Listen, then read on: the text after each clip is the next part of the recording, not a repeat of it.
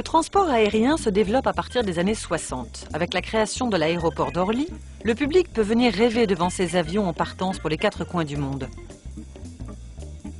Ce rêve de voyage va se démocratiser et aujourd'hui, l'aviation civile transporte plus de 2,2 milliards de passagers par an. 40% des touristes internationaux voyagent maintenant en avion. Les 2092 compagnies aériennes dans le monde ont une flotte totale de près de 23 000 avions. Elles desservent 3754 aéroports, reliés par un réseau de routes de plusieurs millions de kilomètres. Par ailleurs, la durée des vols s'allonge. Certains avions modernes sont capables de rester en vol 22 heures et de parcourir la moitié de la Terre sans escale. Le nombre d'avions ne cesse de croître pour satisfaire la demande. L'espace aérien devient de plus en plus encombré. Pour accueillir tout ce trafic, les nouvelles technologies permettent de réduire les espacements entre avions. Il y a eu en 2008 156 accidents causant la mort de 884 personnes. Le taux de catastrophe aérienne serait d'un accident pour 1,5 million de vols opérés par des appareils occidentaux. Les vols passagers réguliers ont moins d'accidents que les autres types de vols, comme par exemple les charters, cargo, essais, entraînements et démonstrations. Cependant, avec un nombre d'avions en vol en constante augmentation, le nombre d'accidents ne pourra que s'accroître. Les avions transportant de plus en plus de monde, les catastrophes aériennes seront de plus en plus meurtrières. Un responsable de Boeing a prédit un accident d'avion de ligne par semaine en 2015. Il est certain que la crise réduit le nombre de vols, mais elle a aussi un impact direct sur la sécurité. Lorsque les finances des compagnies aériennes vont mal, ce sont des postes comme la maintenance et la formation qui sont impactés. Il est rare qu'un accident aérien soit dû à une cause unique. Ils sont la conséquence d'un enchaînement d'événements variés. Comme principale cause, les erreurs humaines sont responsables de 68% des accidents, les défaillances techniques de 21% et les conditions météo de 6%. Voyons dans cet épisode ce que l'on aurait pu éviter. Les causes des crashs restent toujours les mêmes. C'est l'humain, c'est le facteur humain qui est toujours là. Certaines personnes disent que 70 à 80% des crashs sont liés à des erreurs humaines, à des problèmes humains. Selon la définition qu'on donne à cette erreur, on peut aller même plus loin et dire 100% des crashs sont liés à des erreurs humaines. Parce que même quand une pièce va casser, si elle casse, c'est qu'elle a été mal conçue par quelqu'un, mal maintenue par quelqu'un d'autre, mal utilisée par un autre. Donc on a toujours un humain, qu'il soit directement aux commandes, comme le commandant de bord ou le copilote, qui sont très facilement impliqués dans l'accident, dans le cadre d'une erreur humaine, mais on peut aussi avoir des gens qui sont un peu plus loin dans la chaîne et qui vont, même des managers, qui vont prendre des décisions qui vont finir par arriver au crash.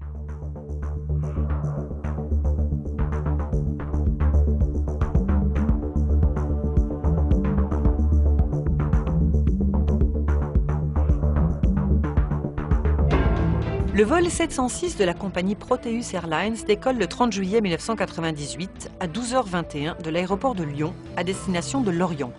Le Beechcraft 1900D a à son bord 12 passagers et 3 membres d'équipage.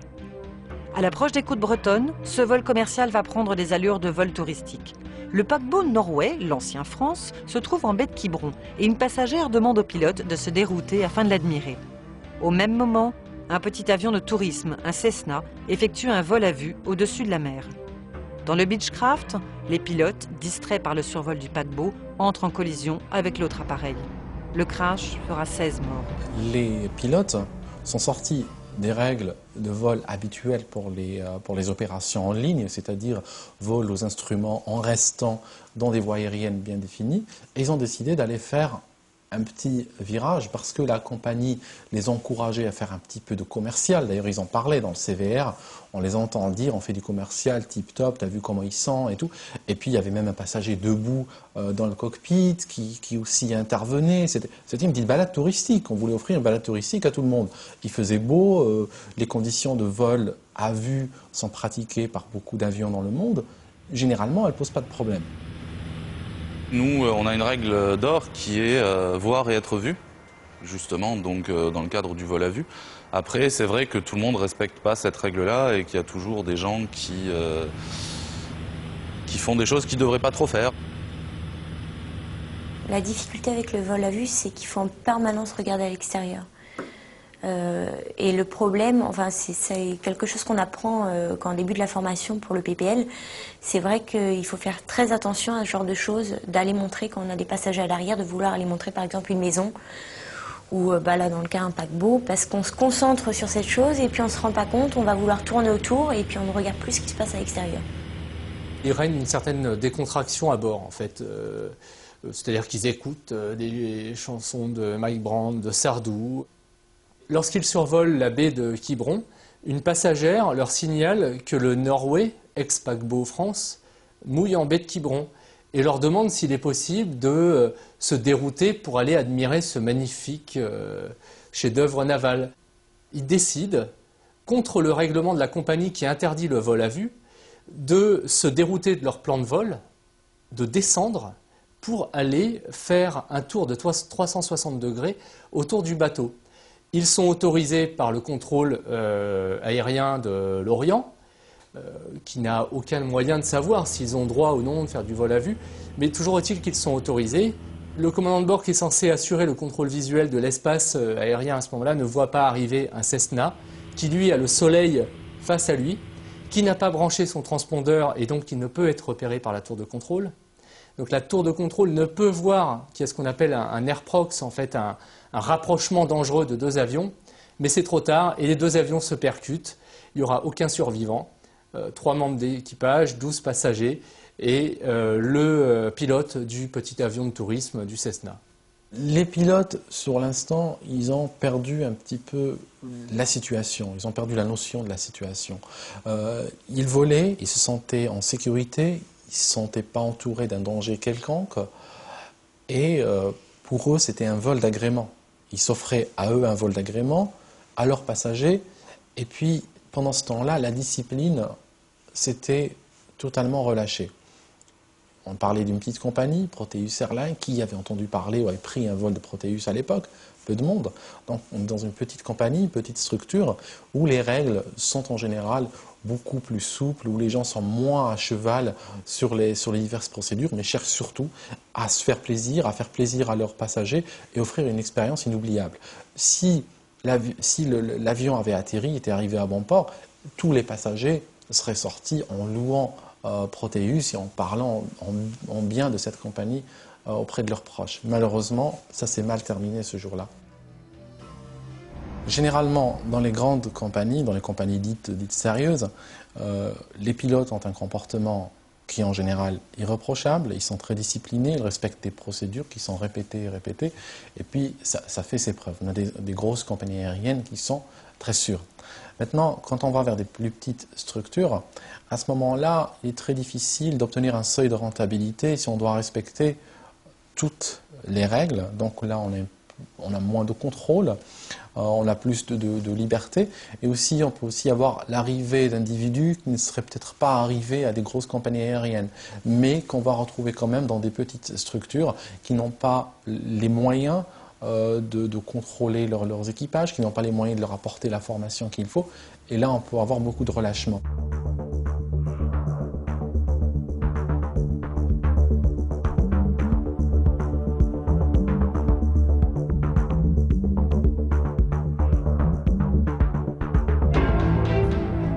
Le vol 522 de la compagnie Helios Airways décolle de Chypre le 14 août 2005 à 9h04 à destination de Prague, avec une escale à Athènes. Le Boeing 737 a à son bord 115 passagers et 6 membres d'équipage.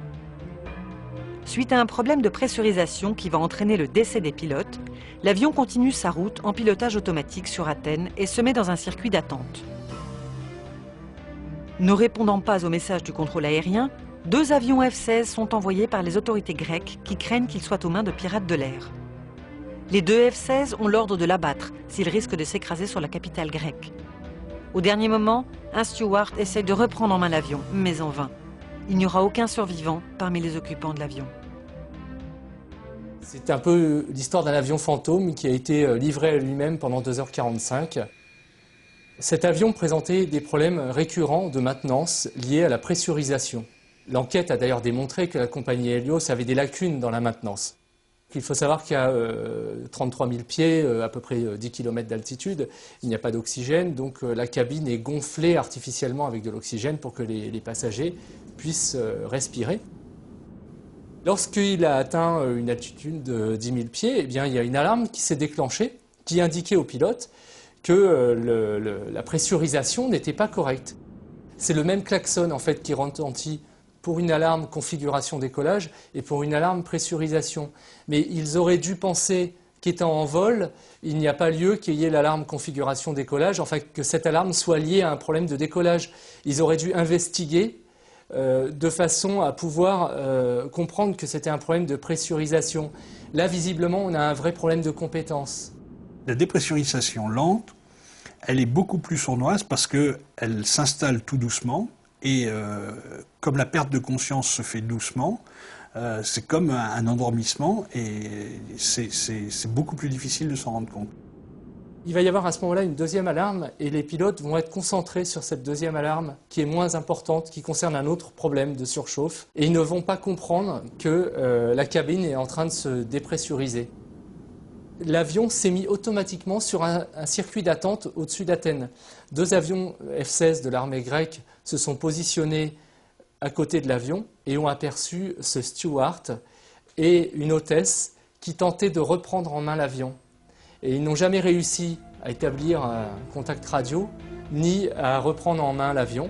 Le premier moteur s'est arrêté, puis le deuxième, et l'avion s'est écrasé à 33 km d'Athènes en panne sèche. L'enquête a montré que des passagers étaient encore vivants au moment de l'impact avec le sol. Alors on peut imaginer toute la terreur, toute la peur que ces gens-là ont vécue. Et chaque crash, évidemment, est effroyable, mais un crash qui dure 2h45, finalement, c'est quelque chose d'unique dans l'histoire de l'aviation.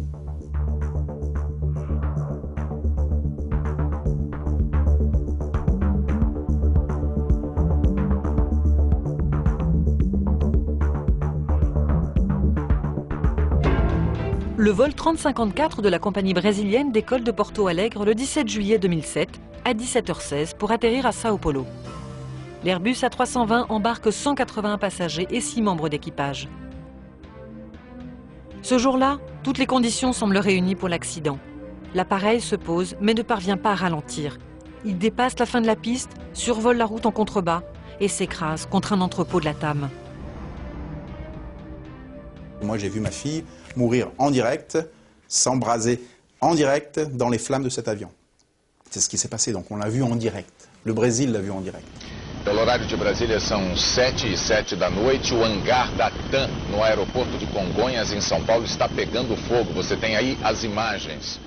La mère de ma fille préparait donc son voyage, ma fille Rebecca de 14 ans, qui partait en voyage sur ses vacances scolaires avec sa petite copine d'école aussi de 14 ans, pour aller donc à São Paulo, la grande ville, pour se balader un peu et aller chez les grands-parents de sa petite amie.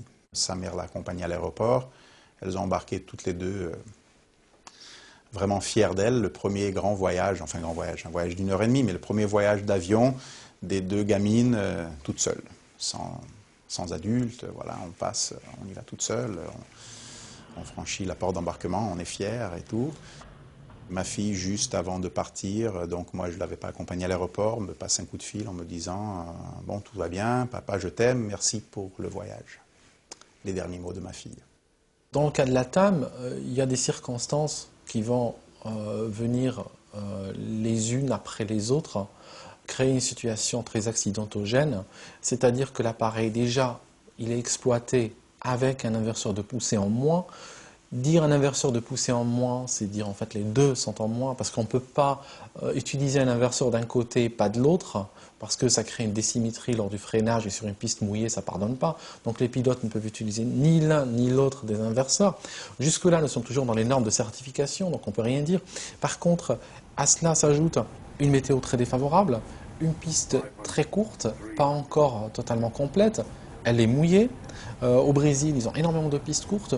Juste pour vous situer, en Europe, les pistes sont en général en 3000 et 4000 mètres. À Genève, par exemple, la piste fait 60 mètres de large et 3900 mètres de long. Donc c'est des pistes très confortables. Alors qu'au Brésil, les pistes tournent autour de 2000 mètres. Donc il faut poser très tôt sur la piste et puis freiner très rapidement.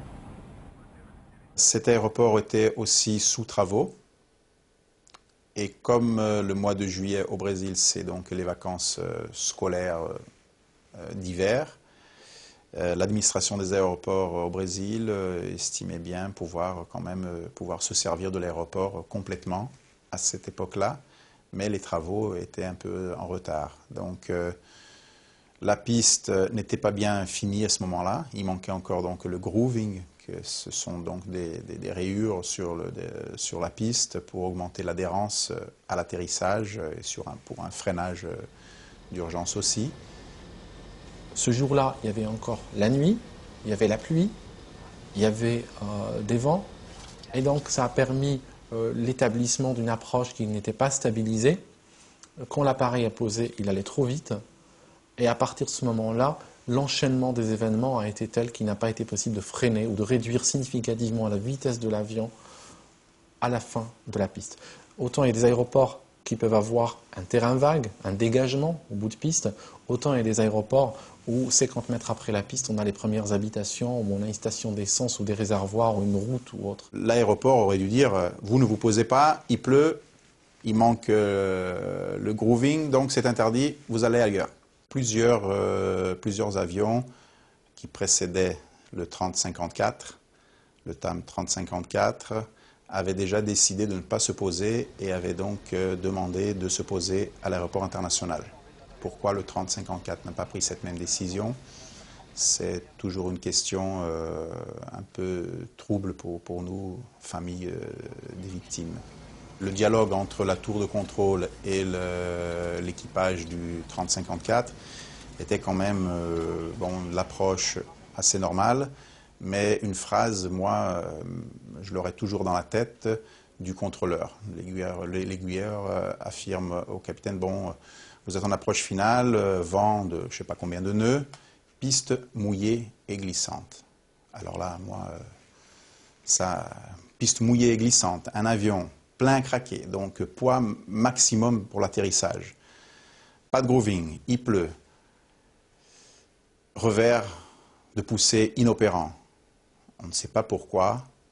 Le commandant n'a pas dit, bon, sur ces conditions, impossible, on va à l'aéroport à côté. Les inverseurs de poussée sont des dispositifs installés sur les réacteurs des avions et aussi sur les avions à hélice, qui font, sur les réacteurs en tout cas, qui font que le flux d'air du réacteur est envoyé vers l'avant, plus vers l'arrière comme en vol normal, mais il est redirigé vers l'avant et crée une force de freinage. Cette force de freinage n'est pas dépendante de l'adhérence des roues à la piste.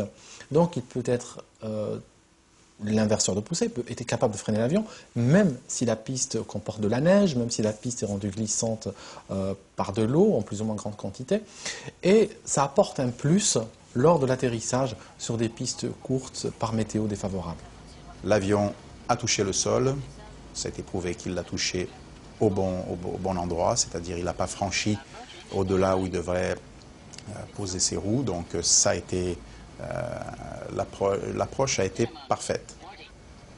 En se posant, les problèmes ont commencé, c'est-à-dire on a entendu le dialogue dans les boîtes noires entre le commandant et le copilote. D'ailleurs, c'était 2 commandants de bord qui étaient dans le cockpit ce jour-là, en commençant à dire, bon, freinez, freinez, freinez. Et l'autre qui répond, on n'y arrive pas, on n'y arrive pas, on n'y arrive pas, tourne, tourne, tourne, tourne. Cet avion franchit à 280 km/h la piste, survole l'avenue, l'avion est rentré dans le building, c'est tout. A explosé, donc ça a été la fin du 3054 et le début d'un cauchemar pour 199 familles. Quand les familles de victimes se retrouvent devant ce traumatisme, qui est particulier d'ailleurs, d'accident collectif. Ça crée un traumatisme particulier. Ils sont complètement désemparés et ils n'ont pas de réponse. Et puis, comme ils n'y connaissent rien, évidemment, ils imaginent tout et n'importe quoi. Donc il faut les aider.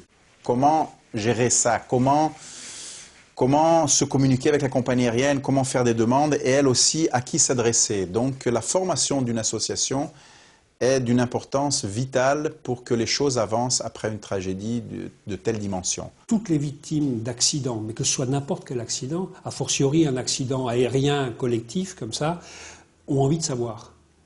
Et donc on a créé, comme tout le monde, une association 3 mois après. Et l'association, au bout de 3 mois, dans ses statuts, a mis et la volonté de chercher les causes de l'accident et que ça ne se renouvelle pas. On a rencontré ça dans toutes les associations qui se sont créées par la suite.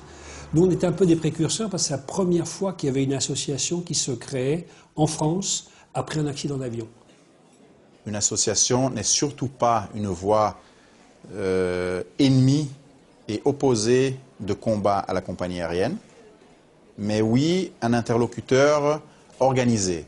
Parce que moi, je dirais que tout de suite après le crash, avant de savoir qui est coupable, qui n'est pas coupable, comment ça s'est passé, boîte noire, les familles. Prenez les familles dans vos bras. Savoir aussi qui était à bord. Et TAM a mis 7h30 pour nous fournir une liste. Le directeur de la TAM de Porto-Alegre était dans l'avion, donc la tête pensante de la TAM n'était plus là non plus. Elle était donc entre les victimes et ils ne savaient pas quoi faire. Ils étaient perdus, ils ne savaient pas quoi faire, ils avaient peur. Et vraiment, ça a été horrible. Les familles qui sont jetées sur les comptoirs, il y a eu enfin, c'était horrible, c'était horrible. Une salle avec peut-être une soixantaine de personnes, familles, amis et tout qui arrivaient. La TAM a pris un poste de radio grand comme ça, le poste qu'on a dans notre cuisine comme ça, l'a posé sur une chaise, l'a branché sur une radio qui diffusait la liste. Ils ont passé la liste de passagers aux médias avant les familles et c'est comme ça que les familles ont appris. Le combat est pour la justice et vérité. On ne veut rien de plus que ça. On ne veut pas condamner pour condamner. On ne veut pas qu'il y ait des procédures pénales pour se venger. Je pense que ce n'est pas là le point. Je pense qu'il faut vraiment que ceux qui ont commis des erreurs et qui continuent à le faire soient arrêtés. On ne peut pas admettre que des compagnies aériennes mettent en premier le bénéfice. Maintenant, aux États-Unis, lorsqu'il y a des accidents d'avion, il n'y a pas de processus pénal, il y a uniquement une enquête administrative qui est remarquablement faite par le bureau américain d'enquête qui est très prestigieux, hein, le National Transport Safety Board. Et maintenant, les victimes, en quelque sorte, se satisfont de l'enquête du NTSB qui a des audiences publiques, qui restituent devant les victimes l'avancée de l'enquête. Et alors bien sûr, il y a des indemnisations très importantes par les assurances, mais les victimes se satisfont d'un processus qui n'est pas pénal. Ce qui prouve bien qu'avec un processus qui n'est pas pénal, eh bien, on peut quand même avoir un certain apaisement des victimes. Parce que des victimes, elles ne recherchent pas uniquement le bouc émissaire, elles recherchent aussi savoir ce qui s'est passé. Et ne pas savoir ce qui s'est passé est très difficile. Tous les accidents, à mon avis, ne cachent pas quelque chose de particulièrement secret ou particulièrement, non pas inavouable, mais difficile à dire dans une période donnée. C'est un travail très long, mais si vous considérez que, par exemple, l'affaire du Mont-Saint-Odile a mis quand même 17 ans, c'est inacceptable. Inacceptable pour les familles, inacceptable aussi pour le monde de l'aérien qui, lui, doit évoluer en fonction, et c'est triste de le dire, mais les accidents font évoluer le monde de l'aérien. L'enquête a fini fin 2008. Plusieurs personnes ont été inculpées. Directeur de sécurité de la TAM, 7 personnes de la TAM, directeur général de l'administration des aéroports, la direction, le personnel qui était donc à l'aéroport le jour, les aiguilleurs qui étaient sur la tour. Mais là, on ne voudrait pas quand même que ça retombe sur eux parce qu'ils ont été un peu forcés à le faire. Et puis aussi donc la direction d'aviation civile, la directrice et le président. La vie continue, malgré le 17 juillet 2007, parce qu'il faut qu'elle continue. J'ai un autre fils, mon fils Samuel a 13 ans aujourd'hui. Il faut que je lui assure le bonheur. Pour moi, bon, c'est un peu fichu, pour ma femme, pour la mère de Rebecca aussi. C'est un peu fichu, mais alors là, j'y tiens pour mon fils. Il faut qu'il soit heureux. Je ne sais pas, et on y arrive, bon, avec les psys et tout ça. mais la vie n'est plus en couleur, elle est noir et blanc. La meilleure thérapie, c'est tout simplement d'en parler pour évacuer. Et aujourd'hui, quand je vois un accident, j'ai tout de suite, je pense tout de suite à ces malheureux, j'imagine vivre leur accident. Les Français achètent des billets pour aller au Brésil et dans d'autres pays d'Amérique du Sud en croyant que la DGAC fait son boulot et vérifie si les avions que cette compagnie aérienne brésilienne sont en bon état. Mais ils ne sont pas fous d'envoyer sur l'Union européenne un avion qui a un problème. Ils font Londres, ils font Paris, ils font Francfort, ils font Milan. Ils ne vont pas s'amuser à envoyer un avion poubelle ici en France. Seulement le Français qui achète son séjour au Brésil, alors d'accord, il va à São Paulo, il va à Rio, et puis alors il veut aller aux chutes d'Iguaçu, il veut aller à Manaus, il veut aller aux plages du Nord-Est. Et ces avions de la TAM qui font les routes domestiques, la DGAC n'en sait rien. C'est exactement ce qui s'est passé pour Yéménia. Donc de Paris-Marseille jusqu'au Yémen, c'est un avion contrôlé. Et malheureusement, celui qui a fait le reste du parcours, et en plus il n'a même pas fait le reste du parcours parce qu'il s'est crashé en pleine mer, eh bien, c'est un avion condamné par l'Union européenne. Alors on voit que vraiment ce sont des problèmes économiques et la TAM le déclare. Rien ne remplace le bénéfice. Donc ils parlent d'argent et nous on parle de sécurité. Ce sont des compagnies qui ne viennent pas... théoriquement, qui ne viennent pas en France. Elles n'atterrissent pas sur notre sol, ces compagnies de bout de ligne, donc on ne peut pas les pénaliser par une liste noire, puisqu'elles n'atterrissent pas chez nous. Mais déjà, il faut que les gens soient informés. Quand un voyagiste leur vend un voyage en plusieurs étapes, il faut qu'ils soient informés que la dernière étape se fait avec une compagnie pourrie. Et j'ai fait donc une proposition de loi qui pénalise maintenant, qui considère que c'est un délit de commercialiser un voyage complet avec un voyage fait par une compagnie de bout de ligne. Vous touchez au véritable problème de l'aérien, qui est celui de différentes strates qui donnent des consignes, qui édictent des règles.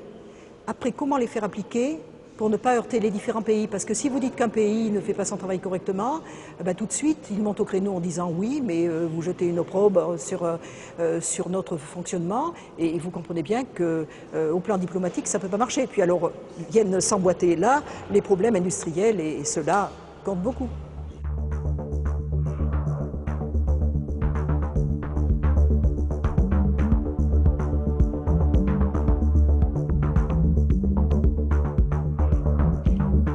Le vol 604 de la compagnie Flash Airlines décolle le 3 janvier 2004 à 4h40 de Sharm el-Sheikh, en Égypte, à destination de Paris, avec une escale prévue au Caire. Le Boeing 737 comprend 135 passagers et 13 membres d'équipage. Ce vol charter est rempli de Français qui viennent de fêter le Nouvel An en Égypte. Quelques minutes après avoir quitté le sol, le commandant de bord tente d'enclencher le pilote automatique et ne sent pas l'avion s'incliner. N'écoutant pas les remarques successives de son copilote, il accentue de plus en plus l'inclinaison et est incapable de redresser l'appareil. L'avion percute la mer Rouge à grande vitesse. Il n'y a aucun survivant. Il montre tout le problème de ces petites compagnies du bassin méditerranéen qui opèrent avec 1 ou 2 avions, des pilotes dont on ne connaît pas réellement le niveau de compétence et le niveau de formation. Alors en l'occurrence, Mohamed Kedr, le commandant de bord de cet avion, un pilote qui a seulement 130 à 150 heures qualifiées sur le Boeing 737, qui est un héros de la guerre du Kippour et que l'on bombarde commandant de bord sans qu'il ait été copilote dans la compagnie. Ça, c'est encore une aberration. Normalement, on reste copilote au moins 3-4 ans avant de pouvoir devenir commandant de bord. Mais non, par un jeu subtil de passe-droit, d'amitié, de cooptation, eh bien, il sera commandant de bord. Un commandant de bord qui est un ancien pilote de chasse, qui a eu une formation dans un environnement type soviétique, il était pilote de MiG, et un jeune copilote qui, lui, n'a pas subi ça, a fait sa formation aux États-Unis et a été tout de suite en contact, dès sa formation initiale, avec de l'instrumentation et de la technologie nouvelle formule. Le commandant de bord, qui est le pilote aux commandes, ne corrige pas dans le bon sens. On ne peut pas faire l'économie de se référer à sa formation, et de se rendre compte que la formation qu'il avait reçue sur des horizons artificiels de type soviétique, où l'horizon artificiel à ce moment-là est une représentation artificielle de l'horizon naturel, il est fixe dans le cockpit, dans le poste, et c'est piloté par rapport au déplacement d'une maquette par rapport à cet horizon fixe, cet horizon artificiel fixe.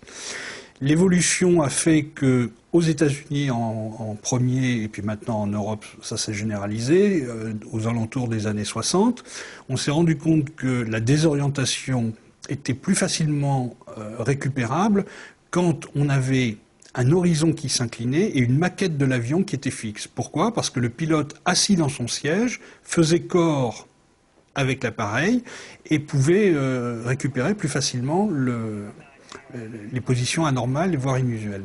Ce n'est pas sa qualité, ce n'est pas ses compétences qui sont en cause, c'est simplement il n'a pas eu la formation aux nouvelles technologies. Et dans le cas de Flash Airlines, la pression économique n'a pas rendu possible cette formation. Il y a dans le cockpit toute une ambiance de déférence du copilote vis-à-vis du commandant de bord qui l'appelle Votre Excellence. Et jusqu'au dernier moment, il n'osera pas remettre en cause les actions du commandant de bord. C'est seulement à la fin, au moment où l'avion, le Boeing 737 rempli de passagers, va frapper la mer Rouge, que le copilote reprend les commandes de l'avion pour tenter de le remettre en ligne de vol, mais c'est trop tard. La Lune venait de disparaître. Et donc ils étaient dans la nuit noire, ils sont sur l'eau, donc il n'y a plus aucune référence. Il fait beau, mais c'est la nuit noire. Et ça, c'est une illusion sensorielle que tous les pilotes ont connue. Quand on ne se raccroche pas à nos instruments, de nuit par nuit très claire, on peut être facilement perturbé par la perception du ciel, perception de la Terre, surtout qu'on est à Sharm el-Sheikh, dans le sud du désert du Sinaï. Il n'y a pas de grosses habitations d'une densité de population, et au cap qui vient de faire, parce que la trajectoire de décollage est assez complexe, elle commence par un virage à gauche, ensuite un virage à droite, et qu'il faut enchaîner pour éviter un relief qui est dans l'axe de la piste, et la succession de ces deux virages est un facteur contributif à la désorientation.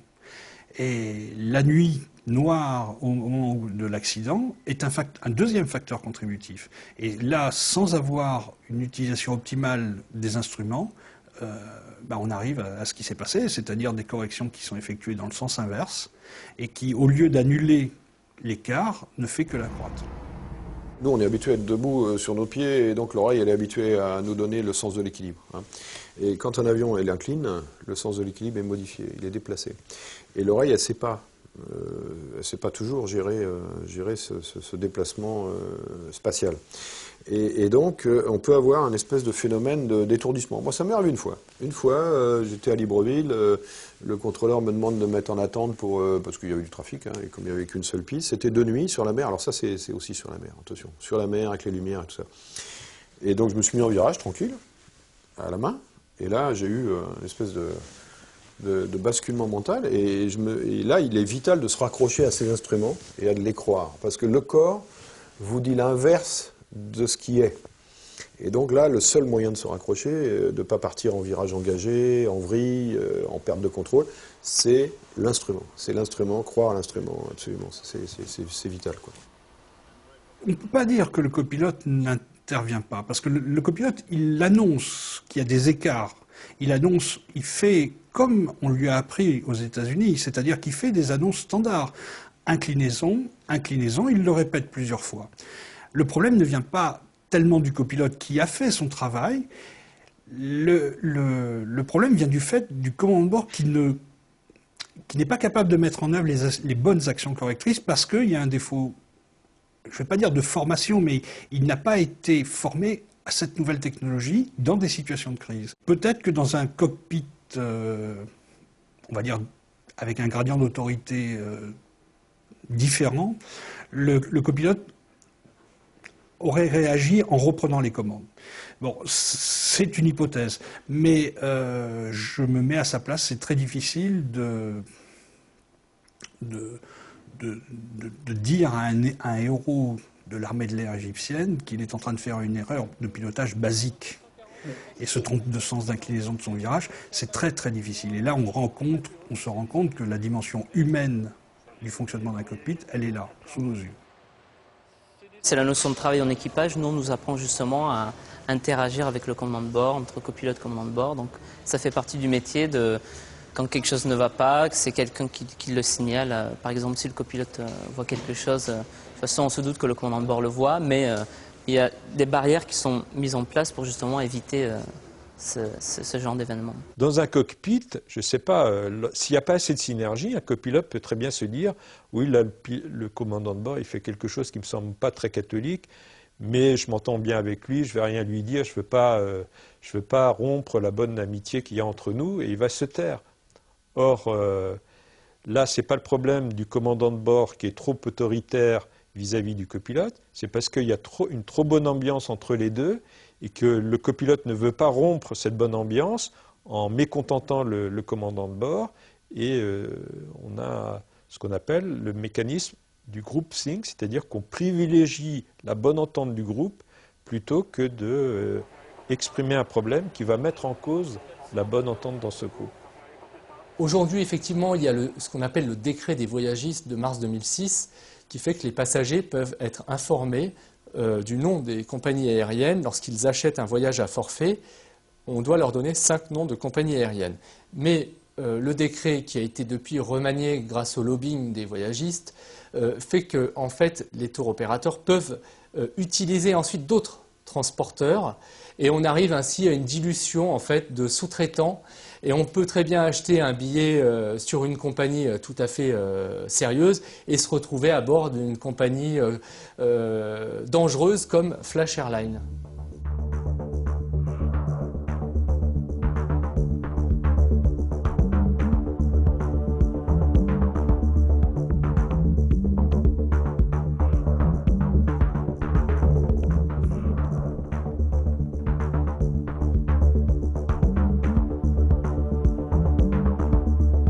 Le Tupolev de la compagnie géorgienne Bashkirian Airlines décolle de Moscou le 1er juillet 2002 à destination de Barcelone. À son bord, 57 passagers et 12 membres d'équipage. Ce même jour, le Boeing 757 cargo de la compagnie DHL rallie Bergame à Bruxelles. Le Tupolev de la Bashkirian Airlines est rempli d'enfants partant en vacances. L'avion de DHL vole au même niveau, 36 000 pieds, et leurs trajectoires se croisent. Dans la nuit, au-dessus de l'Allemagne, les deux avions avancent vers leur destin. Un seul contrôleur est présent cette nuit-là. Il donne des ordres en contradiction avec le TICAS, le système d'évitement équipant les avions. Ils vont se percuter en plein ciel, faisant 71 victimes. Ils étaient sous contrôle suisse, parce qu'il faut savoir que les zones de contrôle aérien ne se recoupent pas exactement avec les frontières des pays. On peut avoir un avion qui survole l'Allemagne, mais qui est encore contrôlé par un contrôleur suisse. Ce qui s'est passé, c'est que ces deux appareils se sont approchés pratiquement à angle droit. Le contrôleur aérien avait sur ses radars ces avions-là qui s'approchaient. Par contre, il était lui-même occupé à occuper deux sièges en fait. Le siège d'un contrôleur aérien pour cette région et le siège d'un contrôleur aérien pour une autre région. C'était la nuit, il y avait très peu d'avions, donc il sautait avec son siège à roulettes d'un poste à l'autre pour pouvoir donner un ordre à un pilote ici, puis revenir et voir la situation dans un autre écran. Les deux avions se rapprochent dangereusement et à un moment donné, il y a une alerte TICAS dans les deux appareils.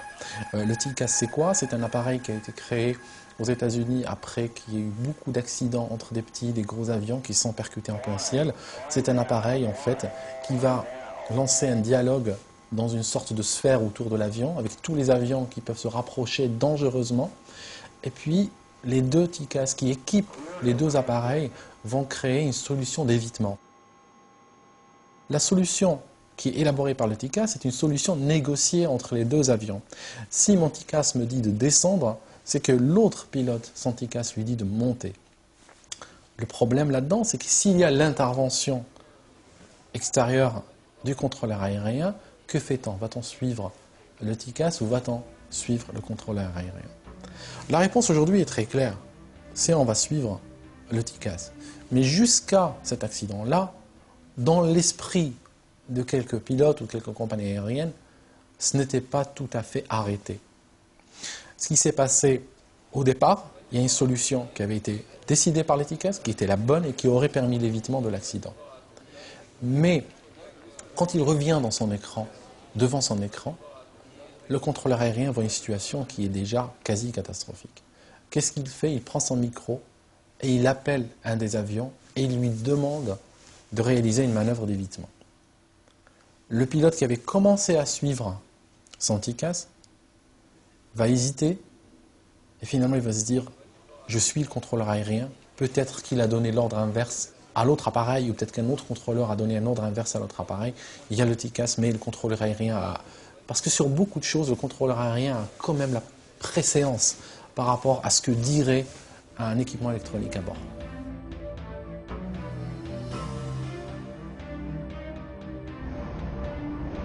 La culture russe sur le contrôleur et la culture occidentale qui a causé le crash donc au-dessus de la Suisse entre DHL et l'avion russe. L'avion de DHL ayant suivi l'ordre de l'instrument, le russe ayant suivi l'ordre du contrôleur, et les deux étaient contraires et ont conduit à la catastrophe. Quand les avions de ligne volent dans un espace aérien contrôlé, ce n'est pas aux pilotes d'assurer leur séparation des autres avions. D'ailleurs, très souvent, ils ignorent même la position des autres avions. Ils n'ont aucune influence sur ce que va faire tel ou tel autre pilote. Mais c'est une tâche qui incombe au contrôleur aérien. Donc, le contrôleur aérien dispose d'une série de radars avec des fonctions très perfectionnées qui lui permettent d'identifier les avions, de savoir quel est leur vol, de savoir quelle est leur vitesse, quelle est leur altitude, et il connaît leur intention. Parce qu'il a les plans de vol et puis il sait les ordres qu'il leur a donnés ou bien qui leur ont été donnés par un autre contrôleur. Parce que tous les contrôleurs travaillent en communication constante les uns avec les autres. Et à ce moment-là, les pilotes font ce que leur dit de faire le contrôleur aérien. Donc c'est une lourde responsabilité qui incombe au contrôleur aérien, parce que si celui-ci se trompe, il peut mettre des avions en conflit. Ou bien, ça peut arriver aussi, pas seulement le contrôleur aérien qui se trompe, mais ça peut arriver que le contrôleur aérien donne un cheminement à des pilotes, et ceux-ci, pour une raison ou pour une autre, ne vont pas le respecter. Des pilotes vont aller au-delà de l'altitude qui leur a été demandée, ou bien ne vont mal comprendre ce qu'on leur a demandé et exécuter des manœuvres qui sont fausses et donc venir s'approcher dangereusement d'un autre appareil. Les procédures vont être fonction de l'importance de l'aéroport. À Roissy, par exemple, vous avez une fréquence, un contrôleur qui va vous donner votre autorisation de vol, stratégique, c'est-à-dire globalement comment va se faire votre vol, comment vous allez décoller, sur quelle balise vous allez sortir, enfin tout l'itinéraire. Et ensuite, vous passez sur une autre fréquence, qui est une fréquence plus tactique, qui va vous donner les autorisations de rouler, et que pour aller rejoindre le point de départ, on va vous dire, vous employez tel taxiway, tel autre, comme ça, et vous irez jusqu'au point d'attente. Pour finir, les contrôleurs, donc il y en a un qui va assurer le guidage au sol, il y en a un qui va assurer la phase initiale de décollage et de montée, et ensuite il y aura des contrôleurs en route qui vont assurer l'anticollision entre les avions pendant le vol. Et quand on va atterrir, c'est pareil, il y a un contrôleur d'approche, éventuellement un contrôleur de tour, de nouveau une fréquence sol pour aller jusqu'au parking. Les contrôleurs aériens ont été créés aux États-Unis après les premiers accidents qui ont impliqué des avions qui se sont percutés, parce qu'au départ, qui faisait le contrôle aérien? Le contrôle aérien était assuré depuis le sol par les compagnies aériennes respectives qui communiquaient avec leurs pilotes et qui cherchaient à leur donner des voies d'évitement d'autres appareils. Et puis les compagnies aériennes dialoguaient entre elles pour pouvoir ne pas mettre aux mêmes horaires, aux mêmes créneaux horaires des appareils dans une zone aérienne donnée. Ça marchait tant que chaque compagnie aérienne avait 2-3 avions et faisait un vol par jour. Après les premiers accidents, ce système-là, on a vu tout de suite qu'il ne pouvait pas perdurer. Et il y a des contrôleurs aériens qui ont été créés avec une autorité sur un espace aérien donné. Donc le rôle, c'est quoi? C'est de faciliter le trafic aérien, accélérer le trafic aérien et éviter les collisions. Donc, il ne donne pas à proprement parler des ordres au pilote, parce que le commandant de bord reste quand même maître de son avion, mais il donne des instructions, sa valeur d'instruction, qui permettent justement aux avions d'évoluer dans l'espace aérien pour éviter ce qu'on appelle les abordages, techniquement parlant. Il y a un problème en France avec la loi Toubon et tous les pilotes se sont plaints que cette loi obligeait d'avoir des manuels traduits complètement, ce qui fait que bon, les traductions sont peut-être pas toujours très bonnes et surtout l'anglais qui est pratiqué par nos pilotes n'est pas l'anglais qui est pratiqué par les Anglais, qui n'est pas l'anglais pratiqué par les Américains. Et aussi étonnant que cela puisse paraître, des accidents ont été dus à des incompréhensions entre les uns et les autres. Donc ça fait quand même un petit peu peur. Et c'est vrai qu'en France, on a ce problème qui nous a été signalé, qui est quand même important.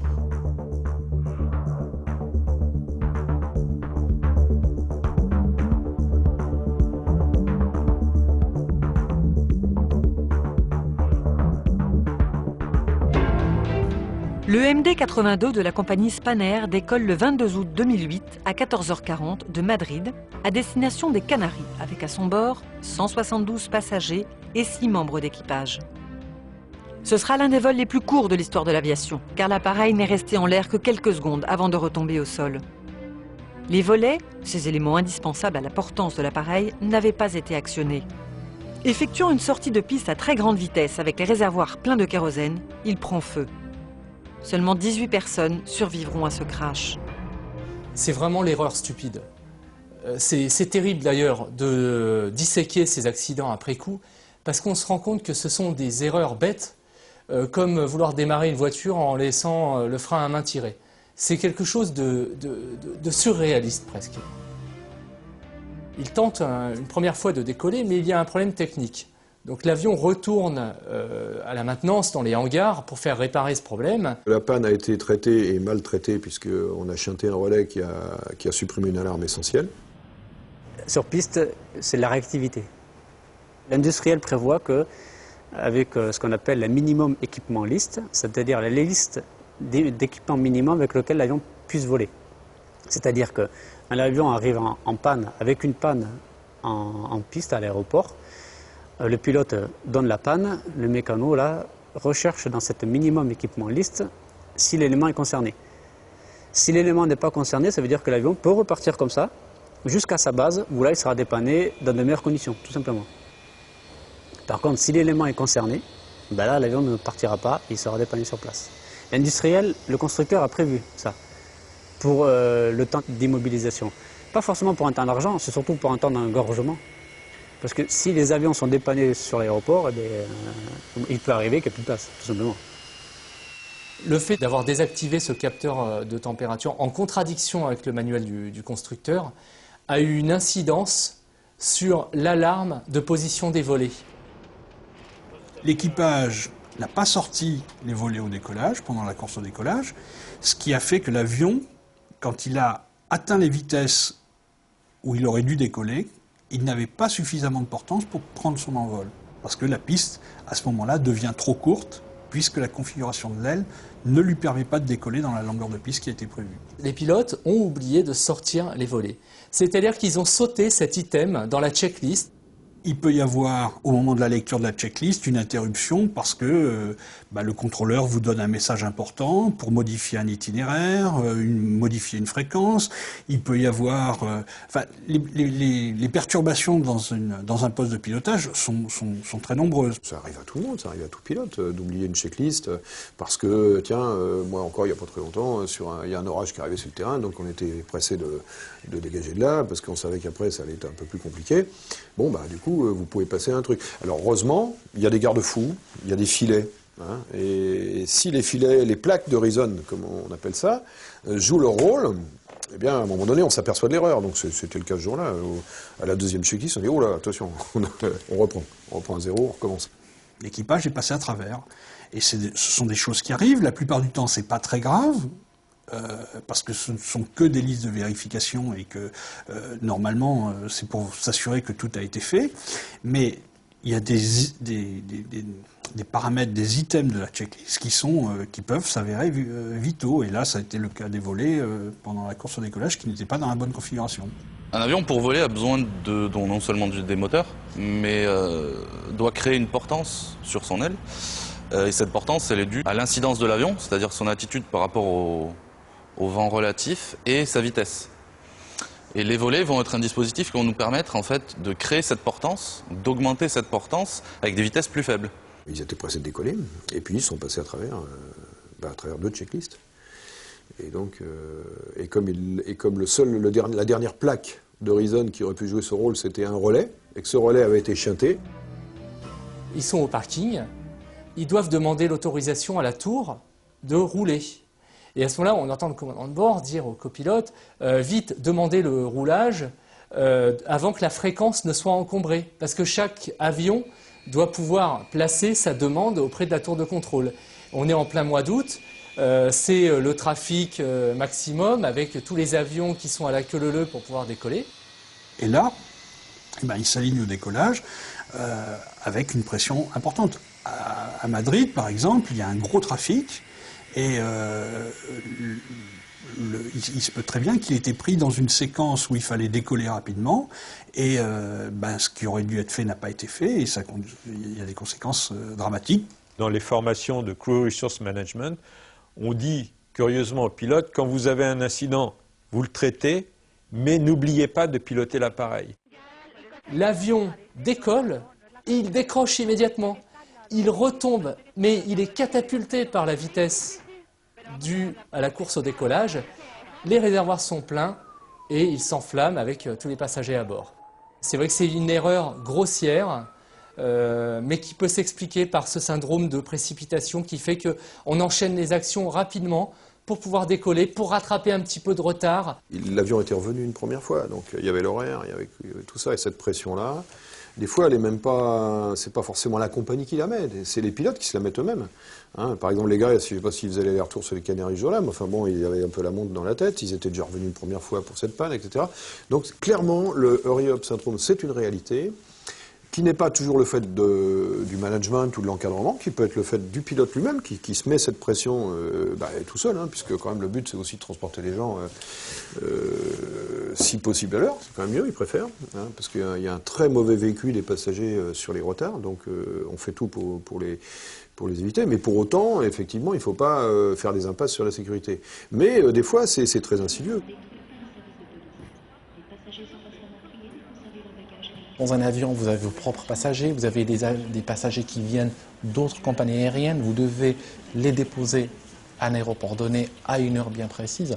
Donc ça peut créer une pression opérationnelle très forte sur les pilotes, sur les services de maintenance, sur les contrôleurs aériens, en fait, sur toutes les personnes impliquées dans la chaîne d'exploitation d'un avion. Alors quand ça passe, les personnes qui critiquent, mais le jour où ça passe pas, on fait semblant de découvrir cette pression opérationnelle et ces impératifs commerciaux, et il faut chercher un bouc émissaire, souvent le pilote. Donc on peut s'interroger sur le niveau de rigueur de la maintenance et en général de l'ensemble des équipages de Spanair. Alors il faut savoir qu'il y a un contexte particulier à ce moment-là. Spanair accumule les dettes, Spanair est en train d'être abandonné par sa maison mère, la compagnie scandinave SAS, il y a un quart des effectifs qui vont être licenciés. Alors, on ne peut pas s'empêcher de penser que lorsqu'il y a un plan de licenciement qui potentiellement est une épée de Damoclès au-dessus de la tête de chaque salarié, eh bien, cela peut aussi avoir un impact sur, d'une part, la concentration et d'autre part, sur la capacité pour un équipage de dire « non, je ne décolle pas avec un avion sur lequel on a bidouillé une réparation » qui n'est pas conforme aux préconisations du constructeur. 2 erreurs, une de la maintenance et une des pilotes, 2 erreurs énormes qui conduisent à la mort de 160 passagers.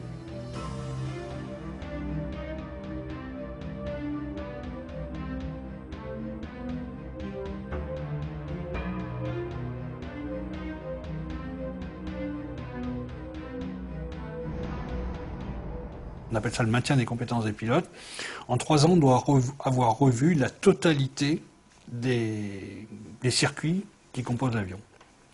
Et donc, ça permet d'avoir une vue, quand on reste sur le même avion, ça permet de faire un rafraîchissement des connaissances sur notre avion, sur les procédures associées. Et voilà. Quand on change d'avion, on passe une qualification de type nouvelle, et là, par contre, lors de la qualification de type, on voit la totalité des procédures. Mais dès l'année suivante de la qualification, on commence déjà un cycle de rafraîchissement. Il y a un contrôle en ligne annuel. Alors celui-là, c'est quand même plus détendu. Hein. Il y a un instructeur donc, qui vient assister à un vol depuis sa préparation jusqu'au retour. C'est 2 étapes en général. Plutôt significatives, enfin on essaie de les choisir un peu démonstratives, et il observe. On fait 4 simulateurs par an. Et ces 4 simulateurs, bien, ils sont réglementaires déjà, pour commencer. C'est uniformisé dans le monde à peu près. Hein. Et on révise un peu tous les cas de figure, les scénarios catastrophes, les pannes, etc. C'est assez dense, c'est assez intense, hein, parce que vous imaginez 3 heures de panne sans pratiquement s'arrêter. C'est une épreuve, hein, c'est une épreuve. Sachant qu'en plus, derrière, il y a quand même une notation et puis un verdict à la fin. Hein, donc, et si le niveau est pas satisfaisant, le pilote est arrêté de vol. Hein, et donc, après, il y a des commissions qui se réunissent pour discuter de son cas, de savoir ce qu'il faut faire, quel réentraînement prévoir, etc. Et alors, ce qui autrefois, finalement, passait plutôt bien, et moi je me souviens, il y a 15 ans en arrière, on allait au simulateur presque un peu, je dirais, la fleur au fusil, quoi, plutôt content même. Aujourd'hui, avec les contraintes économiques, on n'aime pas beaucoup rajouter des heures, donc du coup, ça devient plus des séances sanctions. Enfin, en tout cas, la sanction, elle plane. Elle plane, et je dirais qu'elle nuit à la pédagogie de la séance. Parce que vous apprenez, parce que le but, c'est pas non plus forcément que de contrôler, c'est aussi d'apprendre, de réviser, d'améliorer ce qui va pas. Et améliorer ce qui ne va pas dans un contexte psychologique défavorable, c'est pas bon. Je trouve que là, il y a peut-être une réflexion à avoir sur le traitement de l'échec. Je crois beaucoup à cette polarisation sur la connaissance. Et le fait de considérer les erreurs non pas comme quelque chose de honteux, mais comme un moyen de progresser. Les organisations qui considèrent l'erreur comme un moyen de progresser sont beaucoup plus fiables que les organisations qui considèrent l'erreur comme quelque chose de honteux et dont il ne faut pas parler. Je suis parlementaire, je peux me dire, il y a des choses qui ne se diront pas parce qu'il y a des raisons diplomatiques très fortes. Je ne dis pas que je suis d'accord forcément avec ça. Quand il en va de la vie de nos concitoyens, je pense qu'il faut avoir le courage d'assumer. Un pilote m'a dit à la fin de cette mission parlementaire, rien ne sera plus comme avant parce que des choses ont été dites et elles ont été écrites.